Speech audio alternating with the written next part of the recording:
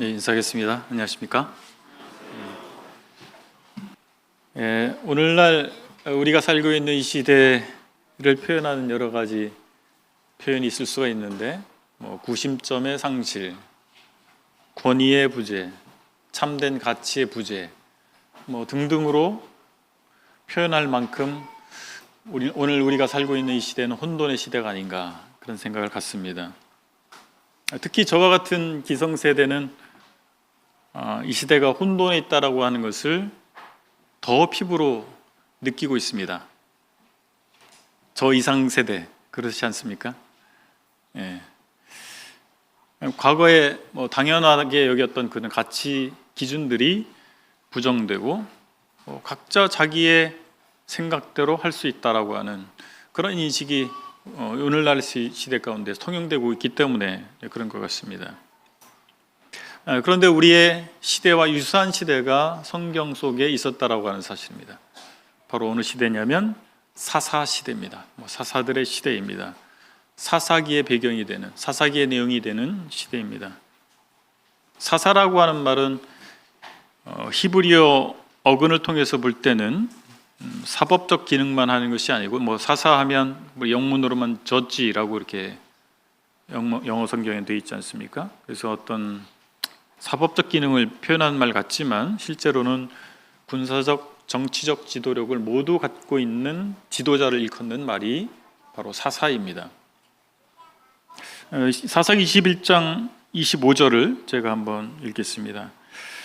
그때 이스라엘의 왕이 없으므로 사람이 각기 자기의 소견에 옳은 대로 행하였더라.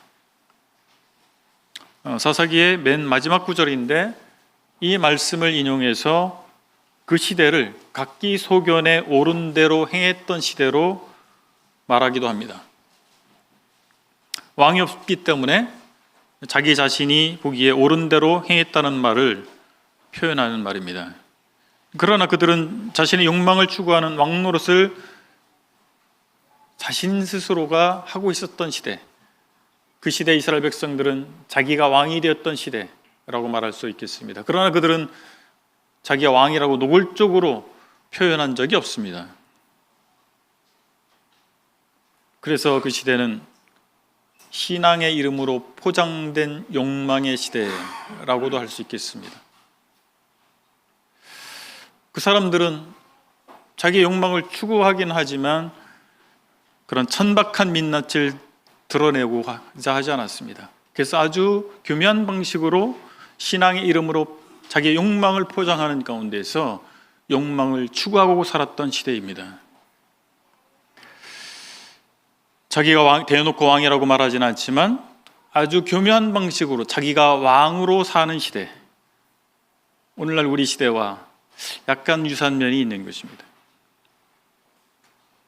우리는 사사기를 보면서 영웅전으로 보는 경향이 있어요. 그럼 많은 사사들, 앞으로 사사기 강의를 통해서 많은 사사들을 만나게 될 터인데 영웅전식으로 보는 경향이 있습니다.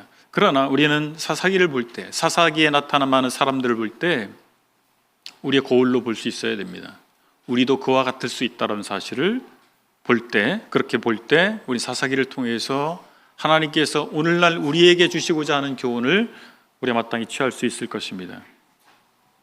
약 30년 전에 후안 카를로스 오르티즈라고 하는 사람이 쓴 제자입니까? 라고 하는 책이 번역돼서 교계에 많은 분들이 읽었던 책입니다. 혹시 그 시대에 신앙생활 했던 분들은 한 번쯤 읽었을 것입니다. 거기서 그 책에서 주는 저자의 메시지는 진정한 그리스도의 제자는 어떤 사람일까라고 하는 메시지였습니다.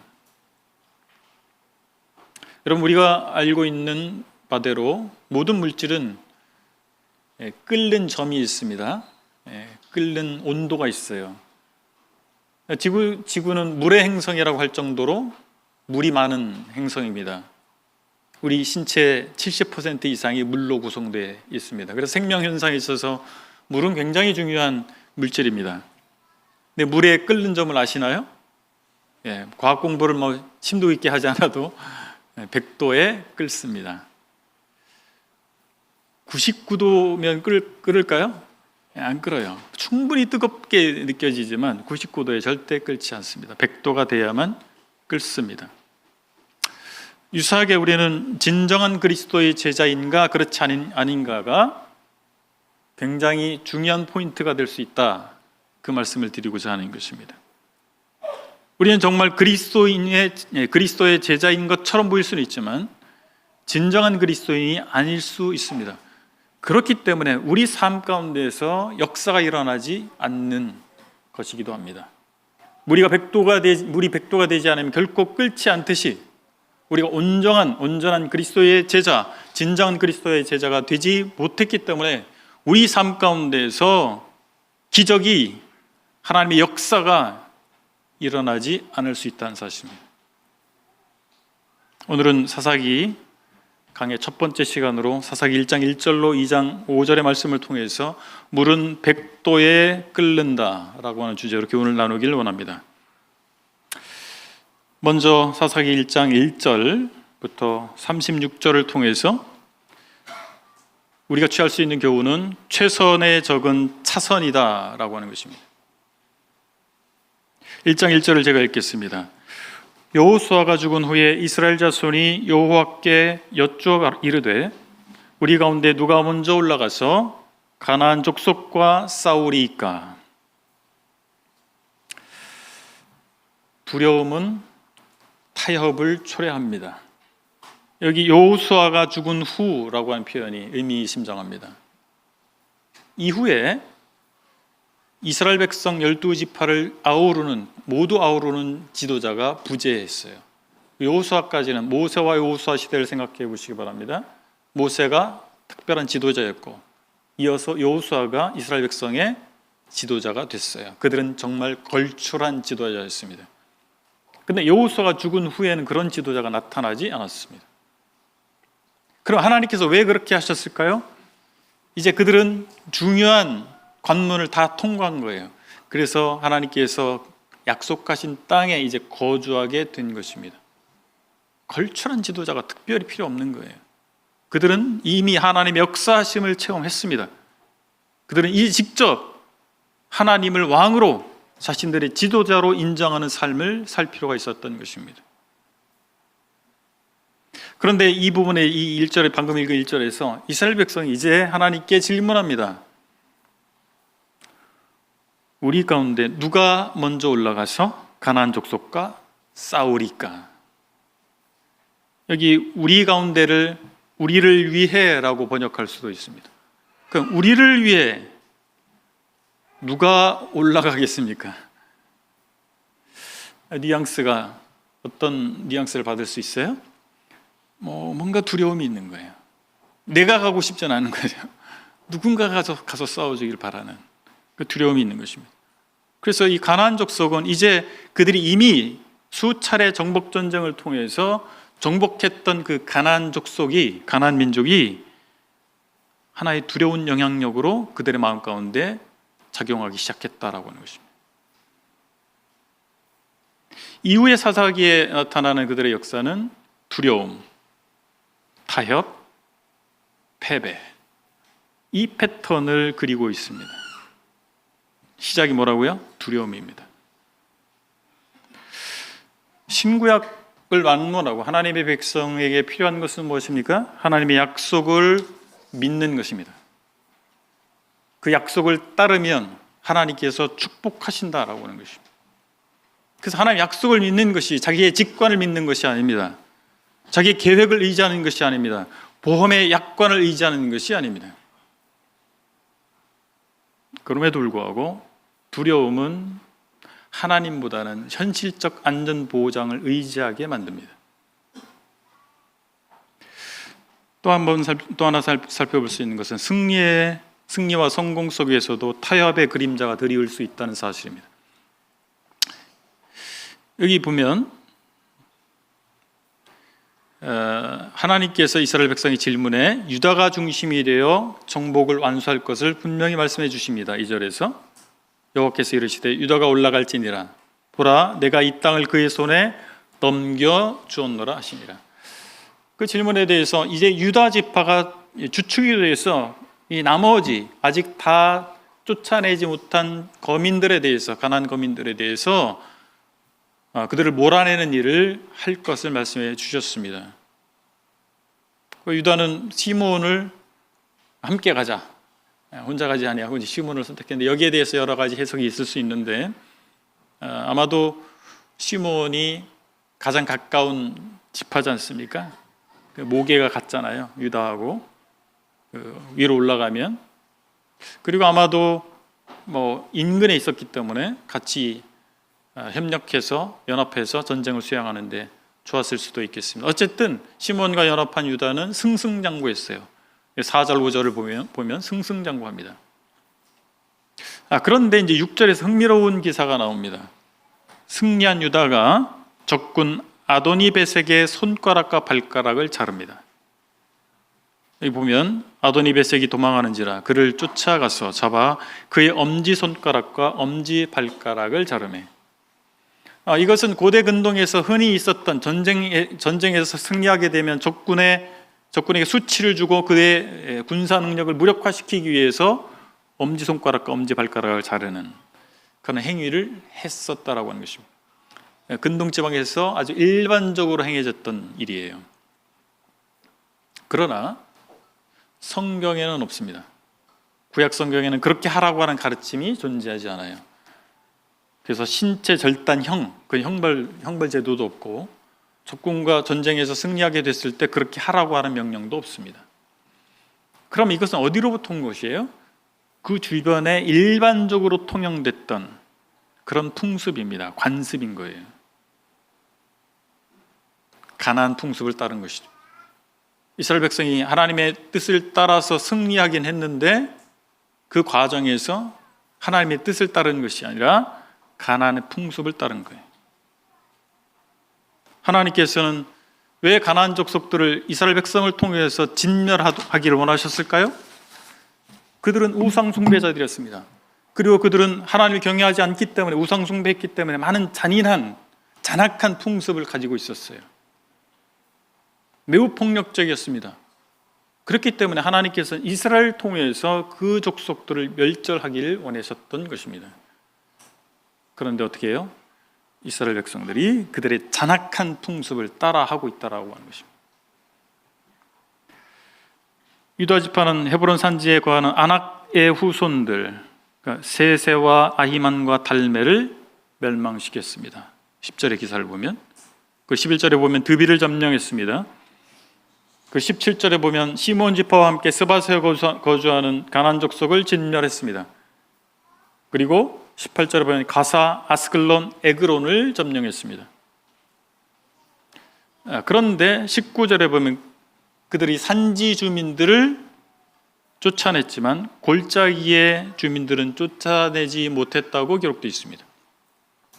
여호와께서 유다와 함께 계셨으므로 그가 산지 주민을 쫓아내었으나 골짜기의 주민들은 철병거가 있으므로 그들을 쫓아내지 못하였으며.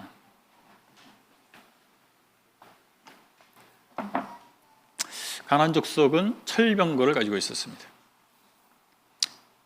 이스라엘 사람들은 그때 당시에 철기 문명을 가지고 있지 않았어요. 가나안 족속은 철기 문명을 가지고 있었던 겁니다. 이스라엘이 가지지 못한 최첨단의 기술, 즉 철기 문명을 그들은 가지고 있었다라고 하는 거예요. 그래서 쫓아내지 못했다. 이유가 거기 있습니다. 근데 우리는 여호수아서를 살펴봤잖아요.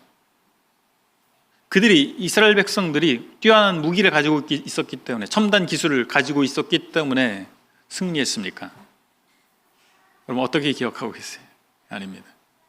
하나님께서 그들과 함께 하셨기 때문에 승리했던 거예요. 하나님의 임재가 그들을 승리하게 한 것입니다. 그들이 어떤 기술 문명을, 군사 기술을 가지고 있었기 때문이 아니라 하나님께서 그들과 함께 하셨기 때문에 그들은 승리할 수 있었던 것입니다. 사사기 기자는 이제 20절에서 19절에서 골짜기 주민들을 쫓아내지 못했다고 말하면서 20절에서 누구 얘기를 하냐면 갈렙의 이야기를 합니다. 갈렙의 승리를 이야기합니다. 갈렙이 어떤 사람이었어요? 여호수아와 동료였잖아요.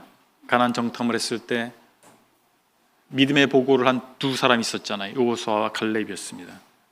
그리고 가나안 정복할 때 갈렙이 이미 80대 중반의 나이가 됐음에도 불구하고 산지를 나에게 달라.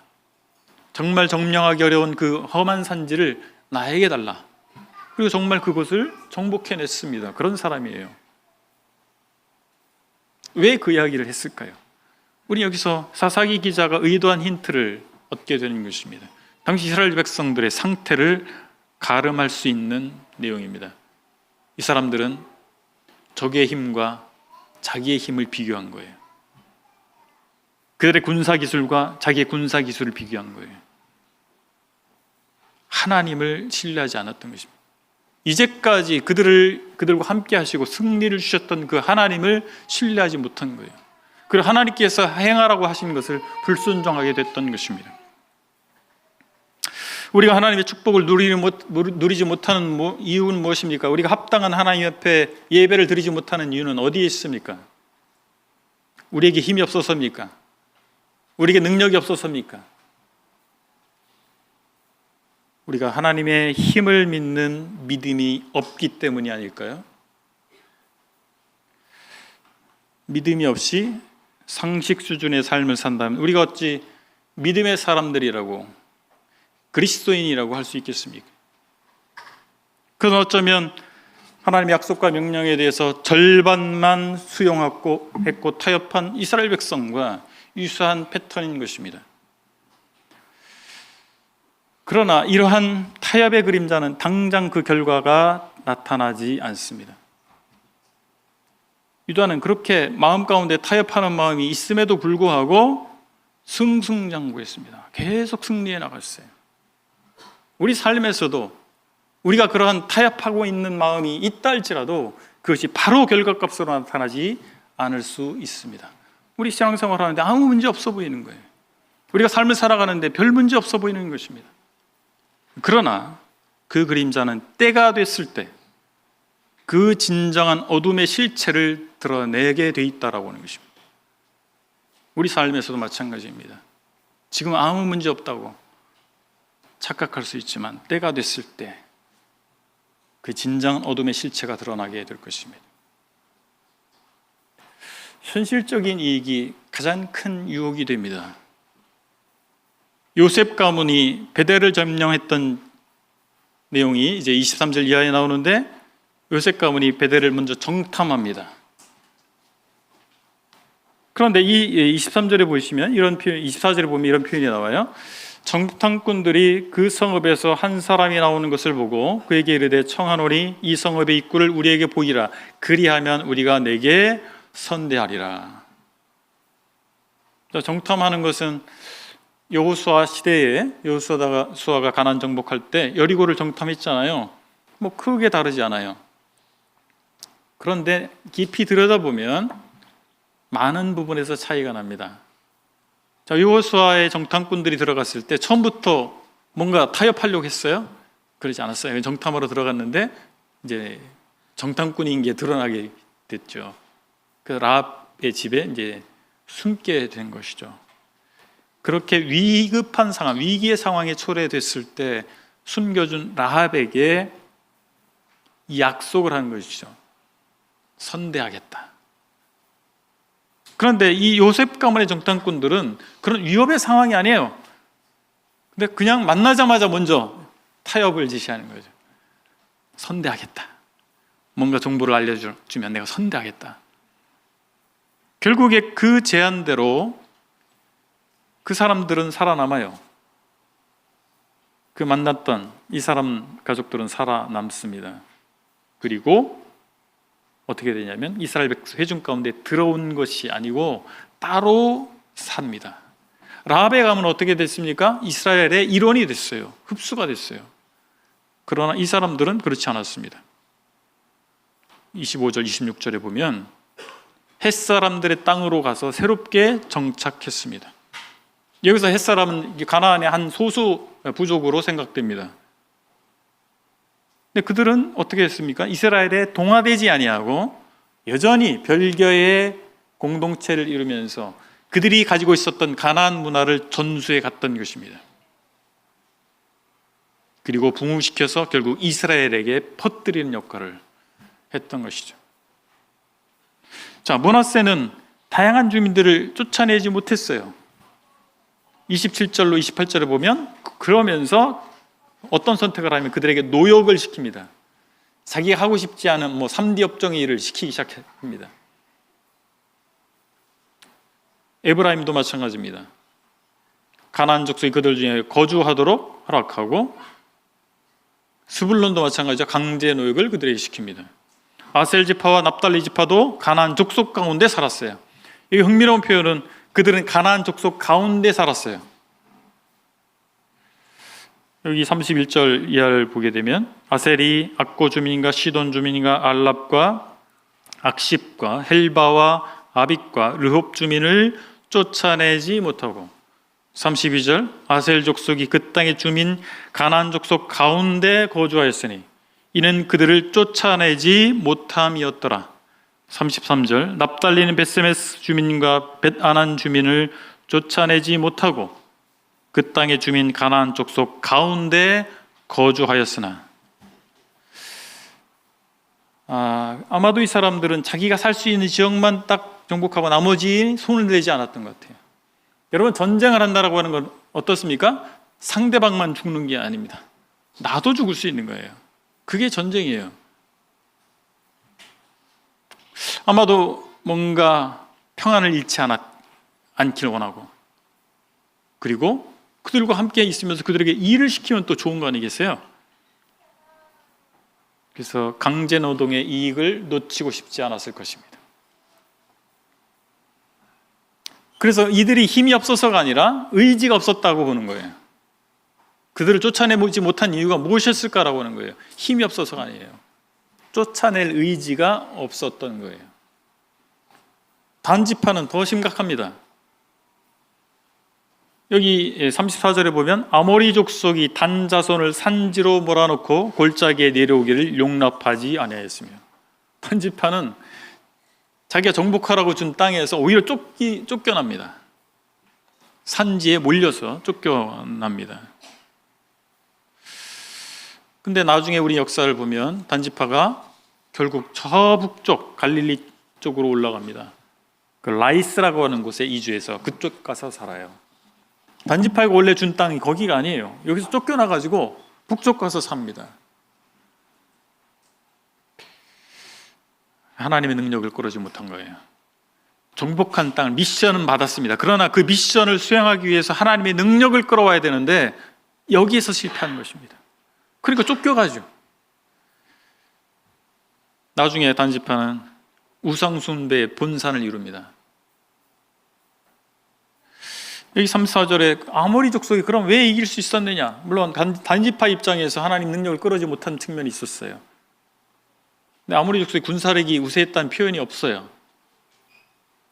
우리가 여기서 확인할 수 있는 것은 아모리 족속의 의지력과 끈기와 용기가 단지파를 압도했다라고 하는 거예요. 하나님의 백성이 하나님을 모르는 백성보다 덜 용감했습니다. 우리는 종종 하나님을 모르는 사람들이 자신의 신념 때문에 인생을 걸고 고난을 감수하는 모습을 봅니다. 그리고 그들의 신념과 그에 따른 헌신이 우리의 하나님에 대한 확신과 하나님에 대한 헌신을 압도하는 경우를 바라보는 슬픔을 맞이하게 됩니다. 우리가 그들만 못한 모습을 보일 때 우리는 부끄러움을 당하는 것입니다. 오늘의 본문 두 번째 단락 2장 1절로 5절인데, 여기서 우리가 취할 수 있는 교훈은 하나님의 주권을 인정하는 것이 승리의 요소다라고 하는 것입니다. 우리는 우리 신앙의 근원을 상기해 봐야 됩니다. 1절로 2절을 제가 읽어보겠습니다. 여호와의 사자가 길갈에서부터 복임으로 올라와 말하되 내가 너희를 애굽에서 올라오게 하여 내가 너희의 조상들에게 맹세한 땅으로 들어가게 하였으며, 또 내가 이르기를 내가 너희와 함께한 언약을 영원히 어기지 아니하리니 너희는 이 땅의 주민과 언약을 맺지 말며 그들의 제단들을 헐라하였거늘 너희가 내 목소리를 듣지 아니하였으니 어찌하여 그리하였느냐. 길갈은 이스라엘 백성이 하나님과 언약을 맺은 장소입니다. 그리고 그곳에서 이스라엘 백성은 처음으로 유월절을 지켰어요. 가나안에 들어와서 처음 유월절을 지킨 곳이에요. 그래서 길갈은 특별한 장소입니다. 이스라엘 백성의 근원을 상기시키는 장소예요. 그곳에서 천사가 올라왔다는 거예요. 왜 그것이 근원을 상기시킬까요? 유월절이 그것입니다. 유월절은 출애굽 사건을 기념하는 명절입니다. 출애굽했기 때문에 이스라엘이 이스라엘일 수 있었던 것입니다. 그래서 가나안에 들어올 수 있었던 겁니다. 그들의 근원은 출애굽에 있어요. 우리 신앙의 근원은 무엇입니까? 여러분의 신앙의 근원은 무엇입니까? 십자가에 달린 예수 그리스도를 만난 일이에요. 우리 삶 가운데에서 새로운 삶이 거듭났다라고 표현하지 않습니까? 다시 태어난 삶의 시작은 어디에 있습니까? 우리가 예수 그리스도를 만난 사건입니다. 십자가에 달리신 예수님을 만난 사건입니다. 그것이 우리 신앙의 근원입니다. 시편 40편 2절에 이런 말씀이 있습니다. 나를 기가 막힐 웅덩이와 수렁에서 끌어올리시고 내 발을 반석 위에 두사 내 걸음을 견고하게 하셨도다. 저와 여러분들을 기가 막힐 웅덩이에서 건져낸 사건은 어떻게 이루어진 것입니까? 예수 그리스도께서 십자가에 달리셨을 때, 그 예수님을 우리가 만나게 됐을 때 우리 삶 가운데에서 실제 일어난 사건입니다.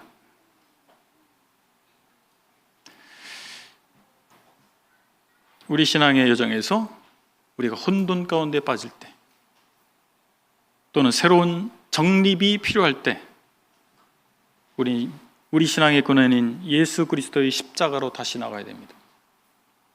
그럴 때 명쾌해집니다. 우리가 혼돈 가운데 빠질 때 십자가 앞으로 나가면 명쾌해집니다. 뭔가 재정립하고 싶을 때 십자가 앞에 나가면 명쾌하게 정립이 됩니다. 아멘? 네, 그렇습니다. 우리는 우리가 사는 이 세상에 사는 목적을 분명히 해야 됩니다. 하나님께서는 이 당신의 사자를 통해서 그 백성이 불순종했다고 평가하셨습니다. 하나님께서 가나안 땅을 주시고 그 거주민과 언약을 맺지 말고 그 제단을 헐라고 명하신 목적이 무엇입니까? 가나안을 우상으로부터 정결케 하고 이스라엘 백성이 여호와의 언약에 충실하게 살 수 있도록 하기 위해서 그렇게 명령하신 것입니다. 이제 가나안 땅이 젖과 꿀이 흐르는 땅이니까 니나 노하고 잘 살자, 네 마음껏 누리고 살아라. 하나님께서 그렇게 그 목적을 가지고 가나안에 들이신 게 아니잖아요. 무엇입니까? 하나님의 백성답게 살기 하기 위해서 가나안을 주신 것입니다. 창세기 15장 16절에 보면 아모리 족속의 죄악이 아직 관영치 않았기 때문에 하나님께서 유보하셨어요. 그들의 멸망을 유보하셨습니다. 근데 이제 사사기 시대에 여호수아 그 다음에 사사기 시대에 왔을 때 아모리 족속의 죄악이 멸망시키기에 충분히 관영했던 것입니다. 그래서 하나님께서 다 죽여라. 무서운 얘기잖아요. 근데 하나님께 심판하기로 작정한 대상이에요. 그들과 타협하면 안 되는 것이죠. 그들과 언약을 맺으면 안 되는 것이죠. 그러니까 하나님의 뜻을 정면으로 거부하는 역할이 되는 것 아니겠습니까? 하나님께서는 우리의 삶의 일부의 영역만이 아니라 모든 영역에서 주권을 행사하길 원하십니다. 우리는 절반의 순종과 절반의 인정으로 우리 삶을 더럽힐 수 있습니다. 그리고 정당화시킬 수 있습니다. 우리 삶 전부를 감사와 사랑으로 하나님께 내어드려야 됩니다. 특별한 사람만 하나님 위해서 사는 것이 아니고, 우리가 그리스도인이라 할 것 같으면, 예수 그리스도를 만난 사람이 할 것 같으면 누구나 당연히 하나님 위해서 살아야 됩니다. 우리가 할 수 없어요, 못해요, 이런 말을 우리 불순종을 정당화할 때 사용합니다. 난 연약해서 할 수 없어요. 난 이러이러한 상황 때문에 못해요. 뭘로 정당한다고요? 무엇을 위해 정당한다고요? 불순종을 정당합니다. 하나님께서 주신 뜻에 순종하기 위해서 내가 치러야 할 대가를 치를 수 있어야 됩니다. 그럴 각오를 하셔야 됩니다. 우리가 구원받기 위해서는 우리는 어떤 대가로 지불할 이유가 없어요. 지불해도 구원받을 수 없어요. 그래서 예수 그리스도께서 우리를 위해서 당신의 생명을 지불하신 것입니다. 그러나 우리가 예수 그리스도를 믿는 자의 삶을 살기 위해서, 하나님 백성의 삶을 살기 위해서는 대가를 지불해야 됩니다. 하나님께 대한 순종 여부가 복락을 좌우합니다. 하나님께서는 그 땅을 주시겠다고 맹세하셨지만 또한 불순종하는 자들에게는 주지 않겠다고도 맹세하신 것입니다. 3절에 보면 그러므로 내가 또 말하기를 내가 그들을 너희 앞에서 쫓아내지 아니하리니 그들이 너희 옆구리에 가시가 될 것이며 그들의 신들이 너희에게 올무가 되리라 하였느니라. 쫓아내지 않는 것, 즉 내버려 두는 것은 심판입니다. 우리 로마서에서 유사한 표현들을 보게 됩니다. 로마서 1장 24절에 보면 그러므로 하나님께서 그들을 마음의 정욕대로 더러움에 내버려 두사, 26절에서 이 때문에 하나님께서 그들을 부끄러운 욕심에 내버려 두셨으니, 28절에서 또한 그들이 마음에 하나님 두기를 싫어하며 하나님께서 그들을 그 상실한 마음대로 내버려 두사, 그렇게 남겨진 가나안 사람들이 이스라엘에게 옆구리에 가시가 됩니다. 그들이 믿는 신들이, 가나안 사람들이 믿는 신들이 이스라엘에게 올무가 됩니다. 여러분, 올무는 요즘에는 현대화된 시대에 살기 때문에 올무 구경할 일이 없어요. 저는 어렸을 때 시골에 살아서 올무를 봤어요. 새를 잡는 올무가 있고 들짐승을 잡는 올무가 있습니다. 올무에 새나 짐승이 걸리면 어떻게 될까요? 계속 쪼여갑니다. 그래서 결국에 그 올무에 걸린 짐승이나 새를 죽입니다. 그게 올무예요. 현대화된 시대에 살기 때문에 이 성경 속에 나오는 이 단어가 다가오지 않아요. 저처럼 봐야 돼요. 죽이는 도구입니다. 그들의 신이 이스라엘 백성에게 멸망을 초래하는 것입니다. 남겨두는 것이 그래서 심판이에요. 우리가 하나님께서 금하시거나 기뻐하시지 않는 것을 소유하고 내 삶에 남겨두고자 할 때 하나님께서는 내버려 두십니다. 그것이 결코 축복이 아닙니다. 하나님의 심판이에요. 우리가 그걸 아셔야 됩니다. 그걸 깨달아야 됩니다. 하나님께서 왜 금하시는지, 왜 기뻐하시지 않는지, 근데 그것을 내가 갖고자 했을 때 적극적으로 막지 않으십니다. 그래, 가져라. 그것은 심판입니다. 그것이 축복이 아니라 심판이라는 사실을 시간이 지나서 처절하게 알게 되는 그것이 비극입니다. 그래서 우리는 좋아 보이지만 하나님께서 금하시는 것들에 대해서 미련을 두지 말아야 돼요. 그것을 내가 소유하고 품고 있을 때 당장은 좋아 보입니다. 당장은 나에게 유익이 되는 것 같아요. 시간이 지났을 때 그것이 나를 처절하게 만든다는 사실입니다. 포장된 우상이 있을 수 있습니다.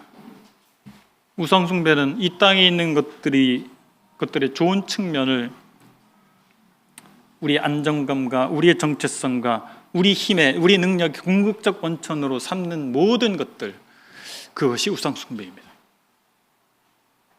어떤 사람은 결혼이 그것이에요. 결혼하면 나에게 진정한 행복이 찾아오겠지.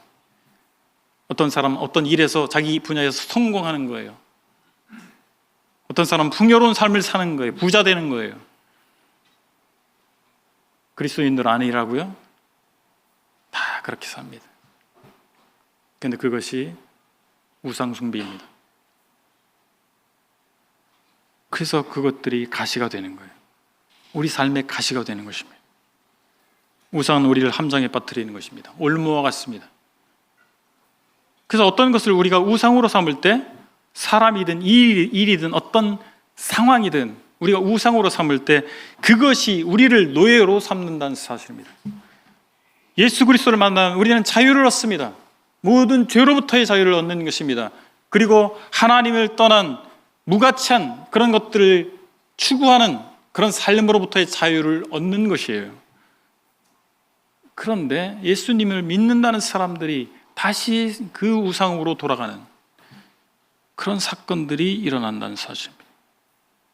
어떤 사람은 너무 열심히, 그 사람에겐 일이 우상인 사람이에요. 너무 열심히 일하다가 가정도 잃어요, 친구도 잃어요, 건강도 잃어요. 근데 그런 사람들 우리 주변에서 흔히 보지 않습니까? 그리고 파괴적인 어떤 관계에 집착합니다. 이 모든 것들은 종종 하나님을 위한 것처럼, 또는 하나님께서 인도하여 주신 것처럼 포장될 수 있습니다. 저와 여러분들은 아닐 것 같으세요? 얼마든지 포장할 수 있습니다. 하나님이 주셨다고, 하나님이 주신 기회라고, 하나님 인도하셨다고. 우리는 우리 자신의 죄악된 욕망에 속지 말아야 됩니다. 우리 자신에게 속습니다. 우리 죄악된 욕망이 그것을 포장시켜요. 그래서 추구하게 만드는 것입니다. 속지 마시기 바랍니다. 또한 우리 자신을 정당화시키는 함정에 빠지지 않도록 주의해야 됩니다. 우리 얼마나 정당화하고 사는지 모릅니다. 자기의 선택에 대해서, 자기가 추구하는, 자기 욕망을 추구하는 자기의 삶의 모습에 대해서 얼마나 정당화를 잘 하는지 몰라요. 그 기술이 발달하는 것입니다. 그 말이 발달하는 거예요. 기독교적인 용어와 기독교적인 표현을 씁니다. 그러면서 자신을 정당화시키는 것입니다. 자기의 욕망을, 추구를 정당화시키는 것입니다.